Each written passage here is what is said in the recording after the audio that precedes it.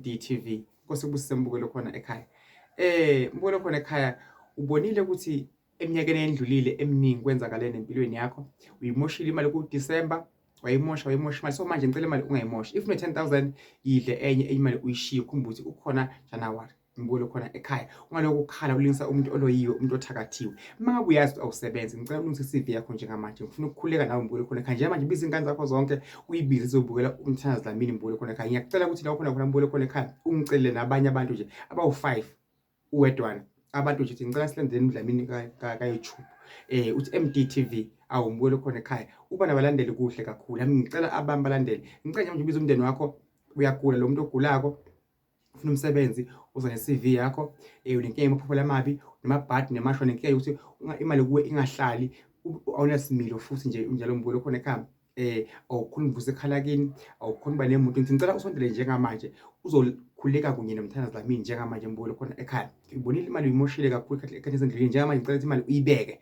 Imali uyibeke uyibambe nje usakusanda njengamanje. Ngifuna ukukhulekela nale mali uyiphethe njengamanje mbukelo khona ekhaya. Bese ngiyabonga kakhulu kulona ongifakele imali engango-500 ngiyabonga kakhulu ngana kwethu.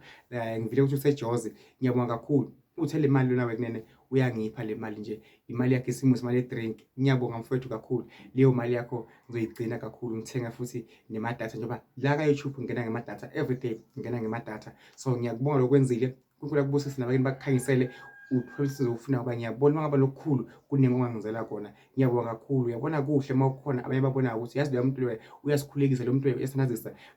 Babule bakhona emakhaya. Ngiyanicela kakhulu ningiyeke mina, kepha ungaliyeki indlozi lakho. Njalo wena wakhala ngifuna umsebenzi, lama zihambi kahle, imali anginayo. Unayo imali wena. Idinki yakho enkulu ustintshe. Angisho ukuthi ipha mina.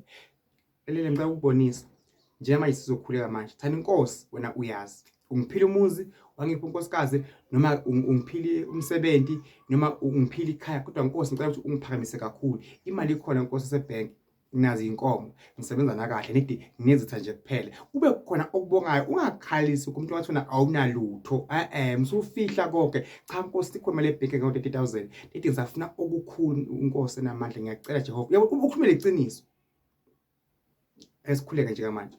uNkulunkulu amandla Nkosi amakhosi moya ngcwele na umbukele khona ekhaya Jehova amandla ngidaleza umhlaba akana lutho weswele Nkosi amakhosi hluphekile mnike amandla Nkosi amakhosi nangaloya Nkosi amakhosi uyagula ufuna umsebenzi nangileyo usejele phakathi akazi waboshwa kanjani omunye waboshwa azi athi uyazama kanti kwese kugcina egaxlayo Nkosi amakhosi lulingala yakho Nkosi amakhosi nangumoya ngcwele ufuna umendo akawutholi ufuna ingane akayitholi Nkosi amakhosi ufuna imali akayitholi Nkosi amakhosi umsebenzi akawutholi Nkosi amakhosi akazi isibonisa kubo Nkosi amakhosi akazi ekha kubo Nkosi amakhosi abantu abaningongcwele abamthandi nebhati nesicitho ufuna isikhundla akasitholi relationship kuyabhidlika ayithola kuyabhidlika uze manje uyagula Nkosi amakhosi nangishaye stroke nangiphethe ikhanda ushaya isithunywa ushaya idlozi abakuba bamseki bathi idemon Nkosi amakhosi lulinga lakho mongcwele nababona bakhona bakhanje manje bahlangane baningi babukela umthazamini MDTV Nkosi amakhosi banikeza amandla Nkosi amakhosi uNkulunkulu wezulu bahawukele Jehova egameni lika Jesu ngumprofeti uDlamini ngithi makulunga zonke izinto zakhe umbule khona ekhaya phakathi amen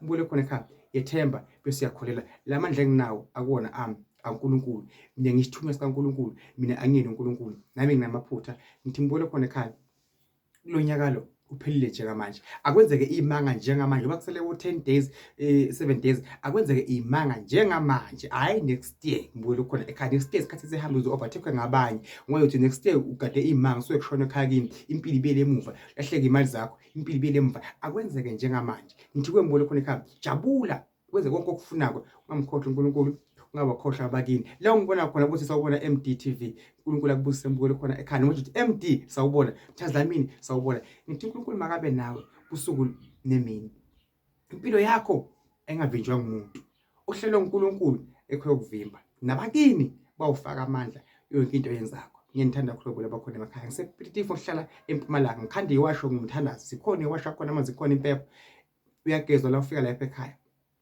uyafaka impophomeni ufika lapha ekhaya uyafaka edemini ufika lapha ekhaya ngithi impilo yethu mayiphakame impilo yakho ninawe uzokwazi ukuthi sakhe imizi sondla abantwana ikhaya libe likhulu kube nenjabulo ekhaya kube nokuphila kodwa ungakhohlwa MDTV uthi MD uthi kuhle nokubi kuyahambisana imvula nodaka ihambisana nongakufuna okuhle ungakufuni okubi nokufuna okubi ngakufuna okuhle kuyahlangana into eyi-one leyo. Umbulo khona ekhaya ngiyakuthanda kakhulu.